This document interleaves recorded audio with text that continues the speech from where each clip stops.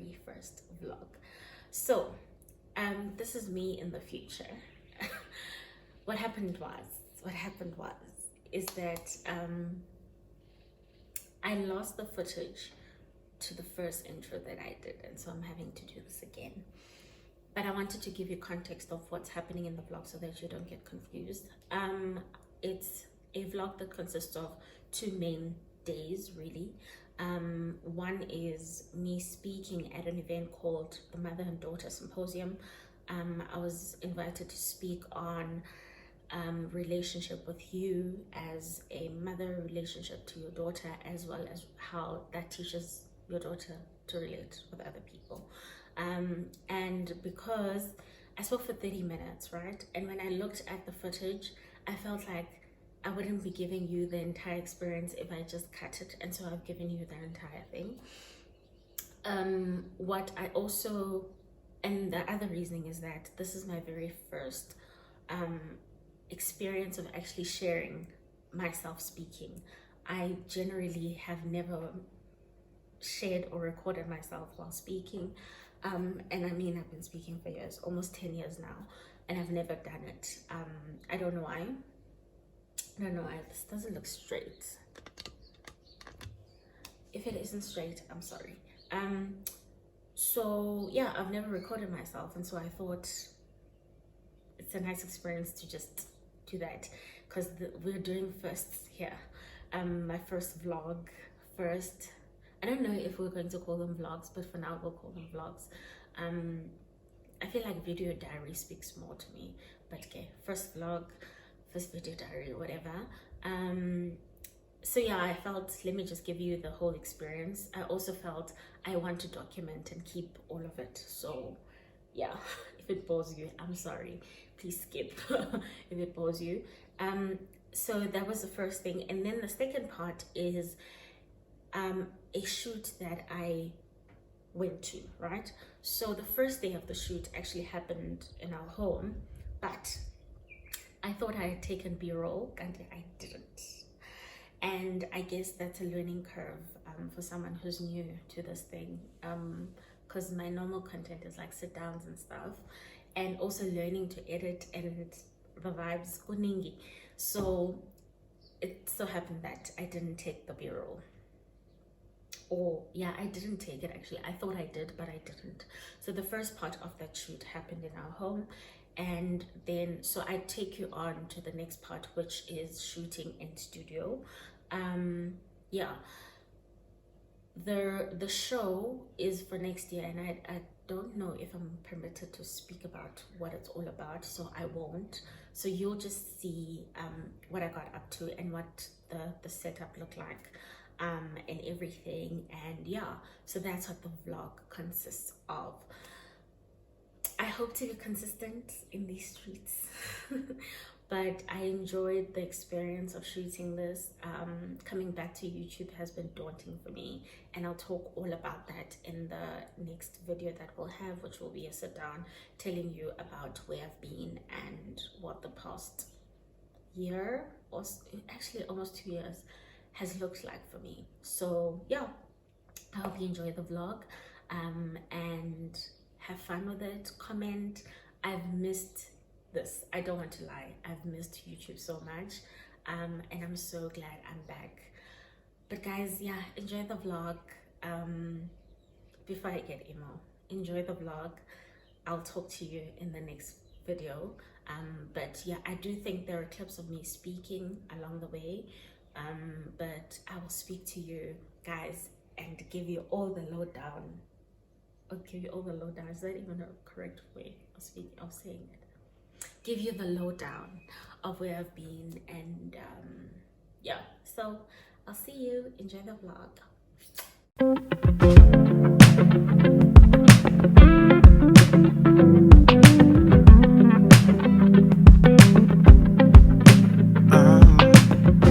There's nothing that I can say or do, and it seems that words won't change a lot. How can I make it through to you when these silly little words are all that I've got? We can try try to just pretend I could hold you once again, 'cause I'm scared of feeling lost tonight. When I wake up, it's you that I think of, it's true. It's so obvious, but I'm holding back because you don't want me like I want you. You don't feel me like I feel you. Oh, 4 books. Yeah. Writing for me. You've got, I'm just going to name 2 of your books. So you've got My Pain Perfected, and there's one I was interested in already, and that is the obedience one, The Cost of Obedience. She's also a speaker with over 8 years of experience in catalyzing transformational leadership and healing conversations. She's the founder of head coach of Dare Greatly, with the mission of healing people step into their power and lead themselves and others as well. There's something I really like. It's also a quote that you have here, and it says, "No dream has a grave. Dreams don't die, they sleep, so every dream can be awakened." Please give her a round of applause. Woo! Yeah. Good afternoon, everyone. How are you guys doing? You guys good? Oh, Mom, am I right? Yes. You right? Okay. Thank you very much for that introduction. I say this everywhere I go. Like Doc, you know, there's that one thing that you reserve when they introduce you. Right? So I introduce myself twice. I have a thing of introducing myself twice, and you'll understand why. Ndingumxhosa, right? Sibahle ke ba? Ndingumxhosa, and so my name has 2 meanings. Simamkele either means we accept or we welcome, right? And so because of how I was conceived, I took on the acceptance meaning for majority of my life. I start at the name thing because as parents and as children, whoever you become comes from where you come from. Whoever you become comes from where you come from. So depending on your conception or how you conceived as mom, you then treat the seed that's been conceived based on where you come from. And whether we are conscious of it or not, it's the truth. I think my responsibility here is very nice and simple because the 2 speakers, they did it all. Me is just to come and tie it up, right? And I'm going to tie it up by also sharing a little bit about myself. Because I can't speak about these things without kind of giving you where I come from. One, because I'm the youngest amongst the 2 previous speakers, né? And then you guys want to look at me and think, what does she know? So that's number 1. And Pastor Spagazi, when we spoke, she heard me speak somewhere else. And one of the things I said there was, don't let the baby face fool you. So I'm saying that to you mothers. Don't let the baby face. Yeah. Because then it's only did that, and then you're going to be like, hey, boo, I'm done. So don't let the baby face fool you. The earliest memory I have, I've been given the responsibility to talk about relationship with you as mom, relationship with you, with your daughter, and how it teaches your daughter to relate with the world, right? So the earliest memory that kind of came to mind when I thought about this, I'm 9 years old, I'm kneeling over on my grandmother's couch in the living room. There's 4 adults in the room. It's my mother, it's my grandmother, it is 2 other adults who are a couple, who I would eventually call Mama and Papa, right? Told you I'm closer. But if you are Tswana or whatever, don't try and speak your language and think that I'm not gonna hear you when you say it. I'm gonna hear you. So it's 4 adults, and the conversation is about me leaving my hometown to go live in another province with people I had only met once. I'm 9. In the of this conversation, I'm kneeling over, I'm looking at the road, and I hear my grandmother's voice saying, I'm 9. And at 9, I was given the responsibility to be an adult, to choose my fate, to choose a couple that I had only met once. In fact, I had not met both of them at the same time. I met the wife once, who is a distant cousin, when it was my great-grandmother's funeral, and that was the first time I met her. And so when I met the husband, it's now the time where they're coming to collect me, because there's an agreement that they're going to now parent me, right? Which was outside of me. And so my grandmother then says, the reason why my grandmother is saying that is because at 9, my mother is 29. And she had agreed to the agreement. But on the day that I'm supposed to be leaving, suitcases packed, she decides she doesn't want anymore.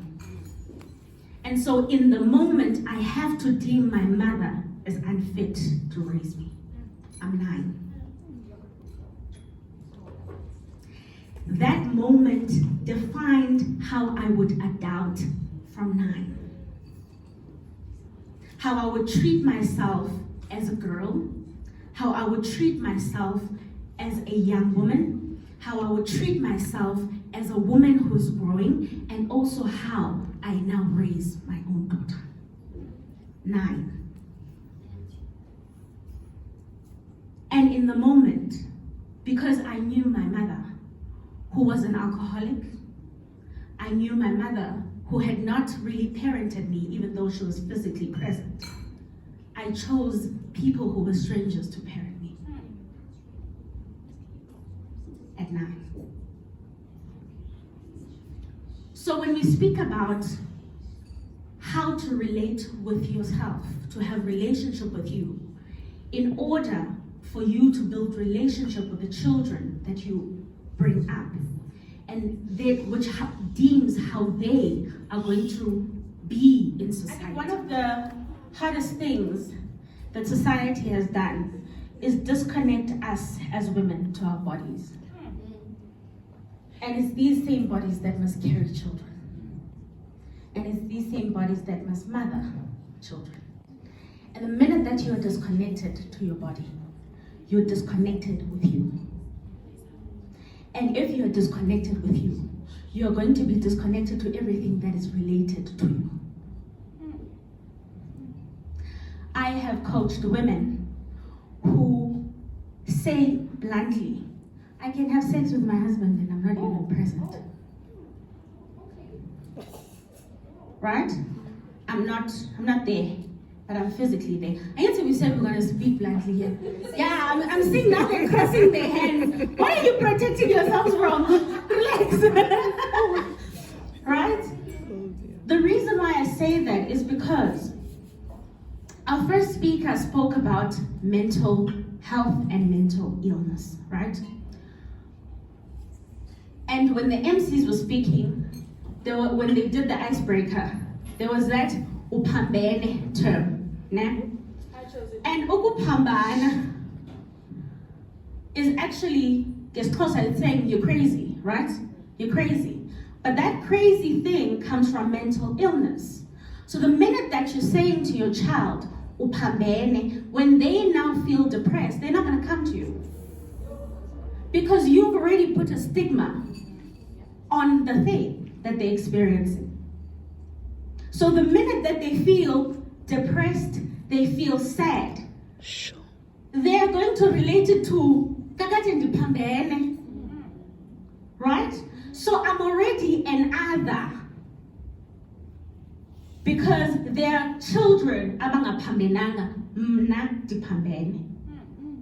And I don't think that, obviously we don't do it consciously, right? You don't do it because you want to punish your child, but it's the not knowing that causes you to damage.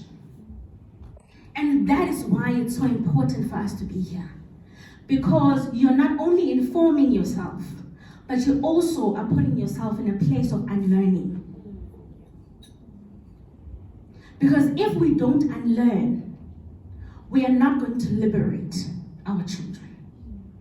And liberating our children most times must start with us. So my first point really then says, you have to pay cognizance to your history as an individual, to where you come from. I'm in the business of healing. So one thing about me is that I'm not going to speak about the wounds that y'all don't want to speak about. If we are in this room and there's someone who's got a wound, a physical cut, right? But it's hidden, we don't see it. But this wound has not been treated. What happens? We can't see it. What happens if a person has a wound and it's septic, but we can't see it? What happens? Yes? You die? Okay. What's the other thing? Yes? You get infected. So, what happens when you have an infection? It spreads. But more than anything, we can smell it. So if you are broken and you are unhealed, we can smell it. And smelling it is not the physical sense of smelling it. We see it in your behavior. We see it in how you speak. So the minute that you speak the word, and I'm not going on with the mother who says, Pamene, we're just making an example, whoever it is. We're not attacking you, but it's a good example to move from. Is that the place of upambene comes from you learning that when a self as mom, that's something you were taught, right? That when you would ask for certain things or say certain things, that was something that was said to you. So you pass it through, and it's a wound that you're not paying attention to. But now you're transferring it to another generation. Right? And it is not to say we don't have space to be angry or space to be emotional. But in being emotional, you can also be logical. But again, we have never been given the space, particularly as women, to feel all of our feelings and be honest about them. And so you go into reaction mode instead of paying attention to what you're feeling in the moment, which allows you to regulate and then count your words. Yeah. Before you utter them. So awuthi uphambene because it really is something that you mean. But actually, you are directing it to yourself because that's something you were taught. Which then means your children watch you walk with a limp, an emotional limp that you are even unconscious of. And what that causes is that they then become the girls and the boys even who have a limp because you were not conscious of the wound that you had. So pay attention to where you come from. One of the only really memories that I have of my mother disciplining me, I wanted to go to PE. So I didn't live where I'm originally from Grahamstown, Makhanda, right? But from 9, I moved to Oprah. So I lived in Northwest, I lived in KZN, so ngiyakhuluma, and ngikhuluma ngathi ngumZulu impela. I lived, where did I live? In Umtata as well. So iXhosa sami saseMthatha nesaseGhini is very different. Yes. So I moved around up until I was going to high school. So I go home for holidays. And this particular holiday, I want to go to PE because there's vibes in PE. And my mother's like, no. And her cousins are here to come, and I don't know what they had come to do in Grahamstown, but I wanted to leave with them. And she says, no, you're gonna leave tomorrow. And I don't understand why I must leave tomorrow, but there's a car now. And if I'm leaving tomorrow, now I have to take public transport, but there's a car now. So I'm like, cousin Nagbanamos, I'm here. I'm like, no, I wanna leave, I wanna go. And my mother's like, I am not having it. And because she didn't have the awareness, she went from you're not doing it to going to 100. And she slapped me, and I hit a wall and I started bleeding. And And as she was slapping me, she said the words, which were in Xhosa, I'll translate them, which were, "Andizuphathwa ngumntana, ekubeni utatakho wandishiya enyanyeni." Which means, your father left me desolate, so you're not going to control me, right? I didn't know what ukushiya enyanyeni meant. I only really unpacked that in my 20s. That slap was coming from a woundedness of a woman who was left by someone she loved to parent a child as basically a teen, because my mom was a teen when she had me. And so when she hit me with that club, it was a club that was intended for my father. Yeah. But it landed on me. Right? And obviously she didn't have the regulation of, I'm feeling this way, and therefore, in that moment, she acted in the moment. And in acting in the moment, she scarred me for life. So when you don't pay attention to your core wounds and where you come from, you transfer them. So that's the first point. The second thing is, when we speak about mental health, mental illness, right? I was diagnosed with depression and anxiety when I was in grade 9. What's grade 9? 13, 14? About there. And I don't think that the depression and anxiety started at 13, but it started surfacing at that time. And what triggered it was my mother's death. My mom died at 13. So I'm a 13-year-old who's now being raised by a grandmother who doesn't have a mother nor a father, because my dad died 7 years prior to my mom passing on. And now my grandmother doesn't even understand the term depression. Like, in don't need depression. It was some depression. And so I'm put on treatment, grade 9. And I was on treatment up until I went to varsity. Most times when we don't pay attention to how our children are behaving, because you're thinking, akamameli lomntana,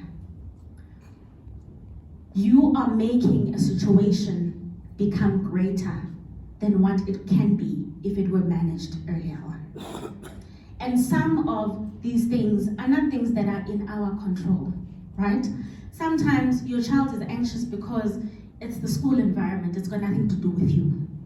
But because you're not paying attention, again, it then comes back to, now you seem to be a neglecting mother, right?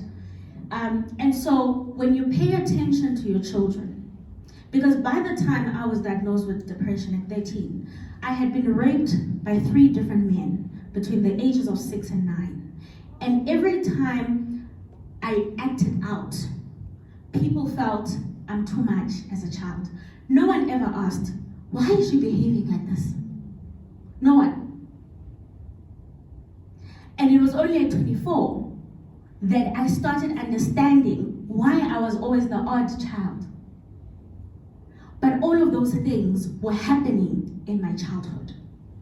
And again, it is a lot of responsibility to place just on mothers. And because society is structured in such a way where men decide to do what they want to do, how they want to do it, when they want to do it, even when they are married. It is not only your responsibility as a mother to be a parent to your child. And so, at times, you need to learn to delegate, even if it's going to be uncomfortable. And say, come, or if there is no man that is helping you parent, an uncle, right, that you trust, to help you carry the weight of the parenting. Because if you're carrying the weight of the parenting alone, you get burnt out. No one is built to carry so much stress alone. No one. And eventually you snap. It's like an elastic band. That's how your brain works. Is that stretch it long enough, eventually it's gonna break. And when it breaks, it then shows up as now you need to go to a psychiatric hospital. But that thing is a build-up most times. It doesn't just happen. It's the little things that we ignore along the way. So in taking care of yourself as a mother, you're not only doing it for yourself, but it's a service to your children. And we've glorified the Mbokodo thing, like you must, I'm strong, I'm a strong woman. And now all these men are just like, oh, my wife is so strong. She can, I'm sorry, please. When Doc was speaking about teaching girls how to cook, I was like, I feel some type of way about this cooking thing. I feel some type of way about this cooking thing because I was raised in that manner. Girls cook, right? But I think the shortfall in the teaching was, you don't cook to take care of other people, you cook to take care of you. You must clean because you're a girl is not a right teaching. You clean because you're taking responsibility for yourself. Because when it starts at self, it's easy to implement. When you make it agenda, then you're going to be in a problematic space. Because then the girl's going to be like, but why is he not doing it? And now it's a debate because you're like,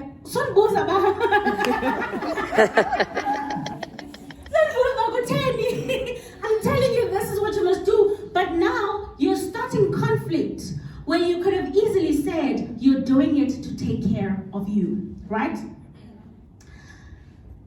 The other thing is boundaries. Yeah. Again, this is why I always say we started where you come from. For most of us, we're learning about boundaries now. It's not something we ever learned before. So you have to be kind with yourself, right? But boundaries are the thing that are going to liberate you as your relationship with you. Because if you don't have boundaries with you, then your child is going to feel that you can't have boundaries with them. And if they don't learn how to instill boundaries, they are not going to have boundaries with other people. Does that make sense? Is that in the same way that I was taught between 6 and 9 that sex is a way to value myself. I used sex in my 20s for people to reaffirm me, and I wasn't even aware of it. And that's not a lesson that I wanted to learn. But because no one paid attention, it's a lesson that I took on and made it my identity. So then, because I never learned how to have boundaries as a child, because no one said, there's something wrong here. I never had boundaries in my adulthood, right? And then those boundaries transfer into, and this is another important thing that I must leave you with. Your life is not in compartments. Okay. Everything that you do, or everything that has happened to you affects everything else in your life. Doc spoke about education being a confidence booster for her, right? For me, education was a thing where I was like, I'm going to prove a point to these ones. Because I'm a nothing now, as I'm born. They're going to know me. That was coming from brokenness. Because I came from a place where I was never seen or valued.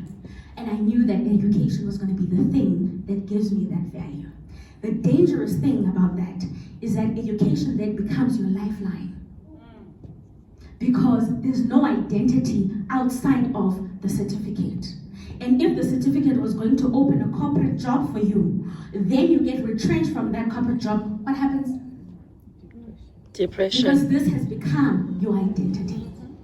So the core of your existence must be outside of these things that you attach yourself to. So that your child can learn that she has value outside of the things, outside of the marks, right? That she's loved regardless. Because if she's loved regardless, she will come to you even in the darkest moments. But can you come to you in the darkest moments? Because if you can come to you in the darkest moments, it's easy to be comfortable when your child is coming with hardship. But if you've numbed your pain, you don't have space for your child's pain. And as I wrap up, there is a lot of generational healing that we must do. The people who have parented us didn't know what they were doing at times. They did good with what they had. But we have better information and better resources. And so if we don't do better now, our nation is in shambles because of so many different things, right? But the minute that you look at your parenting with a generational lens, that I'm not doing this just for my children, I'm doing this for their children and their children, then it becomes easier for you to handle the yoke. Because it's so much more than just you. And it's so much more than just your household. And when you can do that, even for them, the impact of you must study at 7. So all of these things I'm speaking about, they all tie down to the different habits that you have. If you are the parent who numbs your pain, your wine, your children are going to learn that from you. And they're going to practice it when they're old. Or it's mommy juice or whatever you want to call it, right? They're going to take that and it's going to be their pattern, right?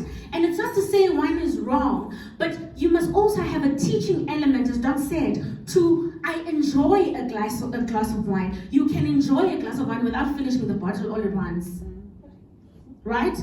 And there's a time for it as well. And now, when she goes into varsity, she will know that I can manage myself because I know that there will be a time where I can enjoy this. Yeah? And so when we're speaking about healing in a generational manner, we must go to the core of where we come from to correct for the future. And so when you learn to relationship with your daughter, you must connect with the little girl in you as a mother. There's no way that your relationship with your child without connecting with the little girl in you. Sometimes that girl is in hiding. Sometimes she just wants to be liberated. Sometimes she's crying alone. Sometimes she's just quiet because she was told, "Kathule wena." Whatever it is that the little girl needs, you must give it to her. Because if you can give it to the little girl, your little girl will learn from you. Thank you. Yeah, sure. Hi guys, welcome to another day of the vlog. I am waiting for transport to take me to studio. I think I told you guys yesterday that I have a studio session to complete the interview that I had 2 days ago. So I'm waiting for someone to pick me up from my home, and then we're going to be headed to studio. And yeah, hopefully I get the chance to take you guys behind the scenes and just show you how it goes. I know that the first thing that we have to do is makeup and stuff when I get there, so yeah. So I don't have any makeup on, and as you can see, my hormones are showing me my mother. They're showing me my mother, but you know, we move. So it's another day. Let's do this. Oh, one thing about me, Gesana, I will put a bun on because I can't deal with hair that is like everywhere. That's why I prefer to just have my own hair, even though my hairline is going through. I must tell you about that. In my next vlog, I think I'm going to tell you about that because there's a lot happening in this vlog, so I won't be able to tell you. Anywho, I think she should be here like in no time because she said she's got 18 minutes and that was at 7:30. So I'm sure she's going to be here anytime. I'll see you guys later. Bye. Can you feel it, honey? Can you feel it, honey? Now you're way past that. All that bad, bad, bad, bad, bad, bad,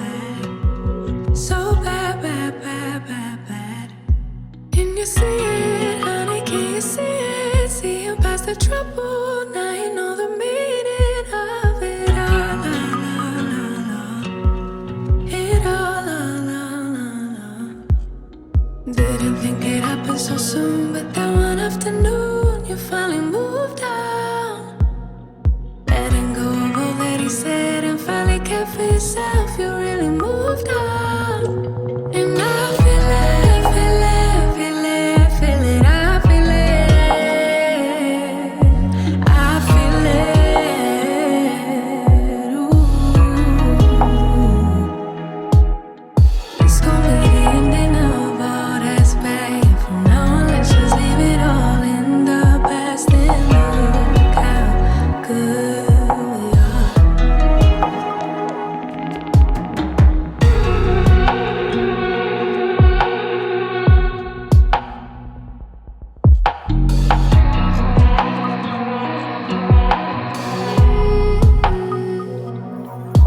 No more bleeding, can't you see it healing? Hold on to that feeling, 'cause I know you're gonna get it right, right.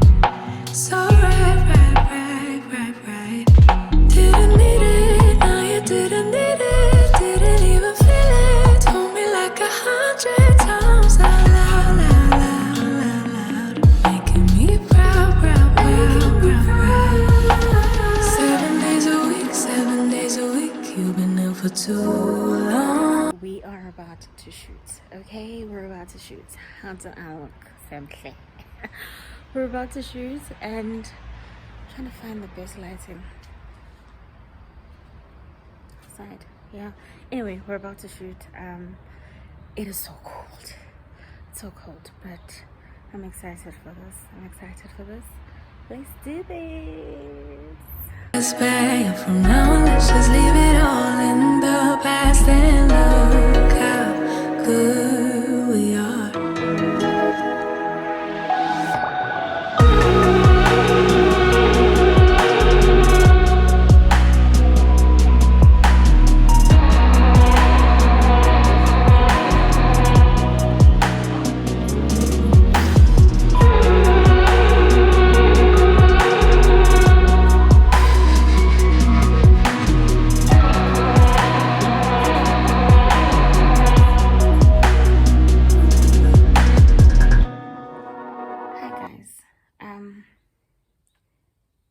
It's 15:47 and I just got home. I'm just here to close off this vlog. Thank you for watching. If you've watched till the end, thank you. Thank you for just being here. Thank you. This has been a special vlog for me, and this has been definitely a learning curve for me, but we did it. So let me close the vlog off here, and we'll see each other in the next one. Bye.